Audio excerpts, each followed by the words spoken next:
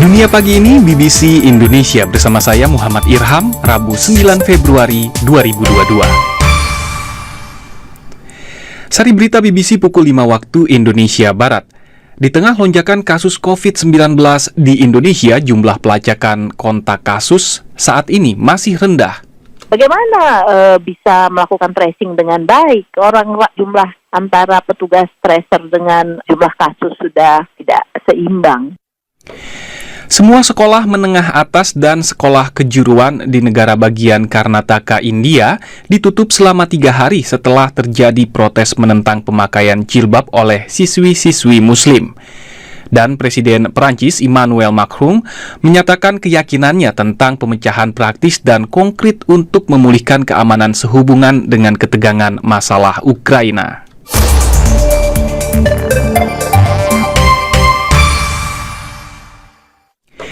Kita awali dengan berita dari Indonesia. Kementerian Kesehatan mengakui jumlah pelacakan kontak atau tracing kasus COVID-19 saat ini rendah di tengah lonjakan kasus akibat varian Omikron. Rasio penelusuran saat ini di tiap provinsi rata-rata hanya bisa melacak 10 orang dari satu kasus positif. Jumlah ini di bawah standar Organisasi Kesehatan Dunia. Tetapi ke depannya, Kemenkes menyerahkan kepada pemerintah daerah untuk menangani kekurangan tenaga pelacak ini. Ahli epidemiologi mengatakan saat ini tracing tidak berjalan karena jumlah petugasnya tidak sebanding dengan jumlah kasus positif. Simak laporan rekan Tri Wahyuni. Victor Tampubolon, warga Jati Asih Bekasi, dinyatakan positif COVID-19 pada akhir Januari.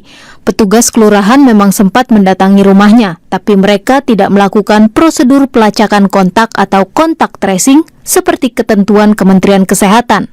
Saya nggak lapor, cuma orang kelurahan tahu saya ini datang ke rumah dia. Cuma ngecek doang yang keluarga yang tidak positif, yang negatif. Di swab doang sama mereka, bukan PCR ya. Swab doang, cuma hidung doang. Hasilnya 5 hari jadi katanya. Besoknya dikasih vitamin. Menurut prosedur Kemenkes, seharusnya petugas pelacakan mewawancarai kasus terkonfirmasi maupun kasus suspek untuk mengidentifikasi kontak erat dan menentukan isolasi atau karantina. Petugas pelacakan juga harus memantau kondisi pasien selama 14 hari, tapi hal itu tidak dilakukan terhadap Victor dan keluarganya. Direktur Pencegahan dan Pengendalian Penyakit Menular Kemenkes, Siti Nadia Tarmizi, membenarkan bahwa saat ini tracing di lapangan sedang menurun.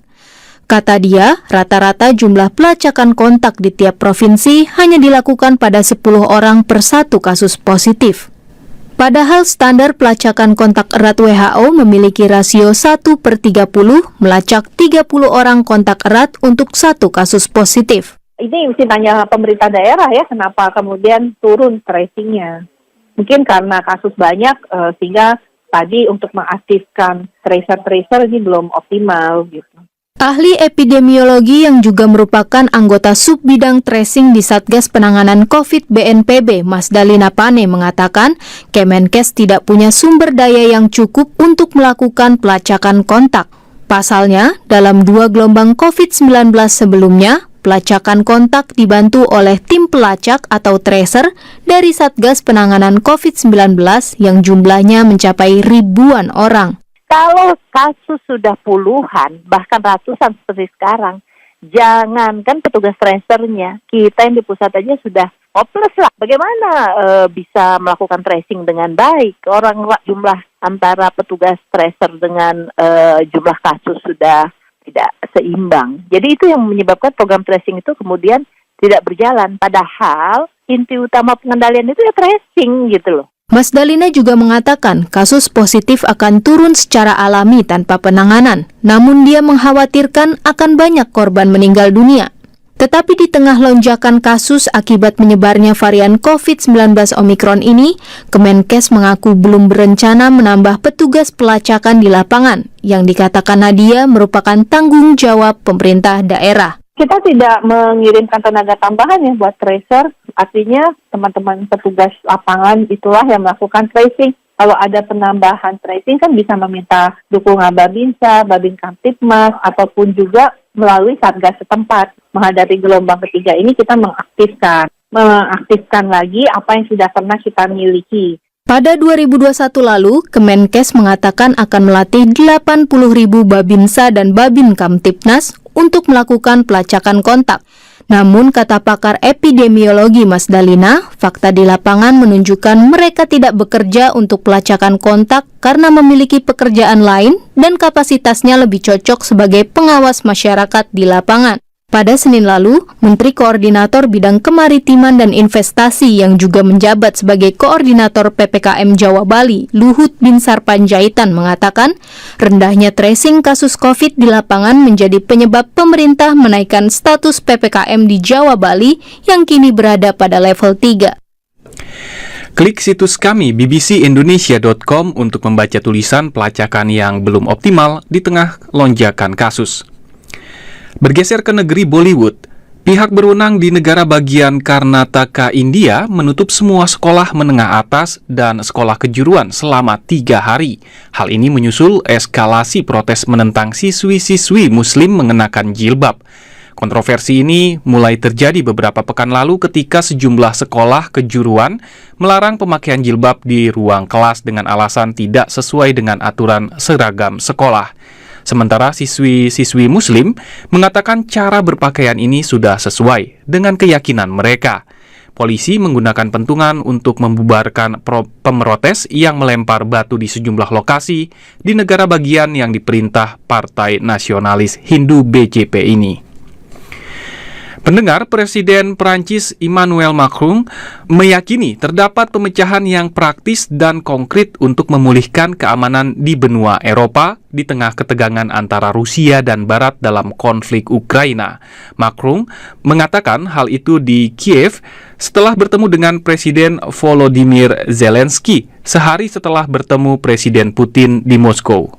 La démarche que j'ai engagée en me rendant Pendekatan yang saya ambil dengan mengunjungi Moskow dan Kiev persisnya adalah untuk memulihkan ketertiban, stabilitas, dan keamanan di benua Eropa, meskipun ada kehadiran militer.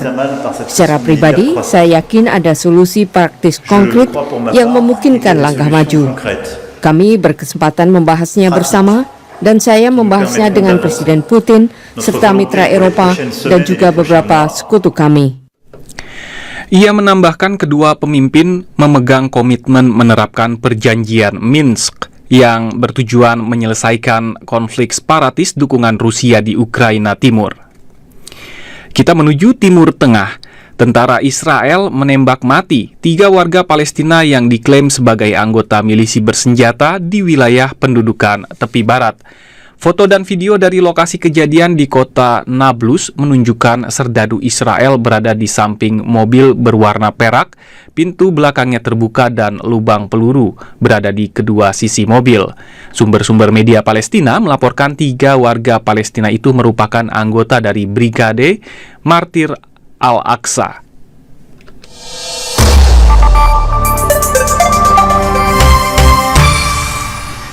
Pukul 5:08 waktu Indonesia Barat, Anda masih mendengarkan Dunia Pagi ini BBC Indonesia bersama saya Muhammad Irham. Pendengar, setahun berlalu setelah militer menggulingkan pemerintahan sipil dan mengambil alih kekuasaan di Myanmar. Perebutan kekuasaan itu mendorong menjamurnya milisi sipil yang terdiri dari beragam elemen, mulai dari pengusaha, ibu rumah tangga, hingga remaja yang bertujuan untuk mengembalikan demokrasi. BBC mendapat akses untuk berbicara dengan orang-orang yang meninggalkan kehidupan mereka untuk bergerilya melawan militer, dan laporannya dibawakan oleh Astu Destra Ajeng Rastri dalam majalah Udara. Tapi sebelum itu, peringatan untuk Anda pendengar, laporan ini mengandung kekerasan yang dapat membuat Anda merasa tidak nyaman. 10 Desember 2021 di desa Nagatwin, Myanmar. Sejumlah orang tengah mengevakuasi 6 jenazah yang ditemukan setelah desa ini diserbu dengan brutal oleh militer. 6 individu ini adalah penduduk yang tak bisa melarikan diri saat serangan terjadi. 3 di antara mereka adalah lansia, sementara 2 pria lain penyandang gangguan jiwa. Salah seorang warga yang mengevakuasi berkata ia tak yakin para korban ditembak dengan senapan. Kepalanya pecah, kata dia. Beberapa korban tangannya diikat dengan tali yang masih terburai di sekeliling leher mereka. Di tubuh salah seorang pria tampak jelas sisa-sisa penyiksaan. Istrinya berkata dia berkeras tak ikut lari demi menjaga ternak. Kakinya pincang karena jatuh dari pohon sawit. Mereka pasti bisa melihat bahwa dia penyandang disabilitas. Umurnya sudah setua ayah atau kakek mereka, tapi mereka tetap saja membunuhnya. Hati saya sangat sakit. Satu pria berhasil selamat dari kekacauan ini. Dia mengaku dikumpulkan bersama 6 warga yang tewas itu ditembak dan dipukuli oleh militer. Tapi kemudian selamat setelah ia berpura-pura mati. Seorang laki-laki dengan baju hitam-hitam berkata, "Apa kita bakar saja dia sampai mati?" Tindakan mereka kejam sekali. Saya takut mereka akan membakar saya hidup-hidup. Tentara menjarahi rumah-rumah di desa ini untuk mencari para pejuang gerakan perlawanan. Anggota kelompok milisi yang menamai diri People's Defense Force, PDF, atau Angkatan Pertahanan Rakyat. Mereka mencatat nama dan nomor telepon kami. Mereka bertanya, "Kamu anggota PDF?" Semua orang bilang tidak. Tidak lama kemudian, seorang pria pendek dengan luka bekas cacar masuk dan mulai membunuh orang-orang sambil berkata, "Kamu pejuang PDF."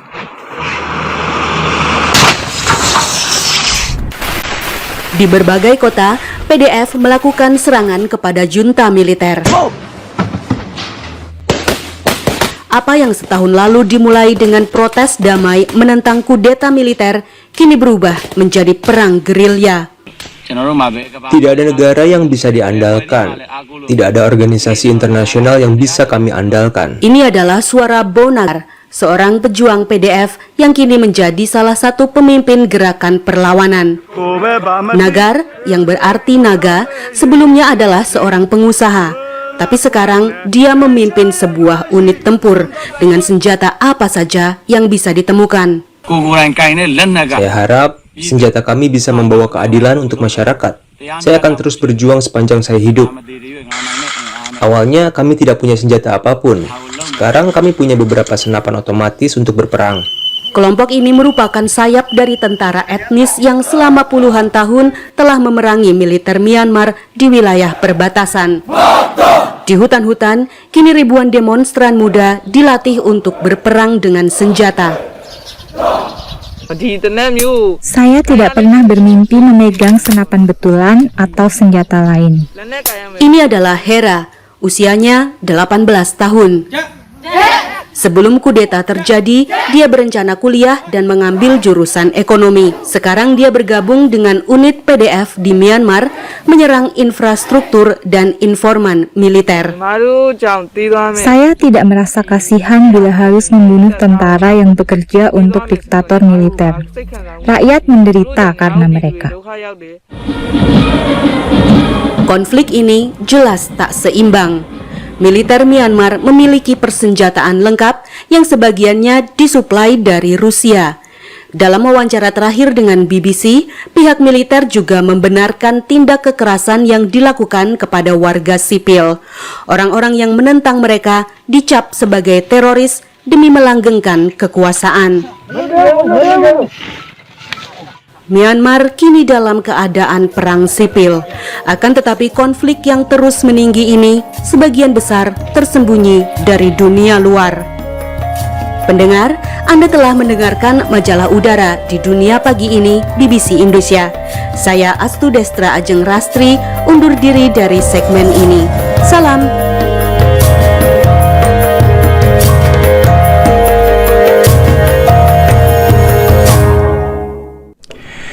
Pendengar, ikuti akun media sosial kami di Facebook, Twitter, dan Instagram untuk mendapatkan informasi dari belahan dunia lainnya. Jangan lupa, siaran ini juga bisa Anda dengarkan kembali di Spotify Dunia Pagi Ini BBC Indonesia. Demikian rangkaian informasi dari BBC Indonesia. Saya Muhammad Irham undur diri. Salam.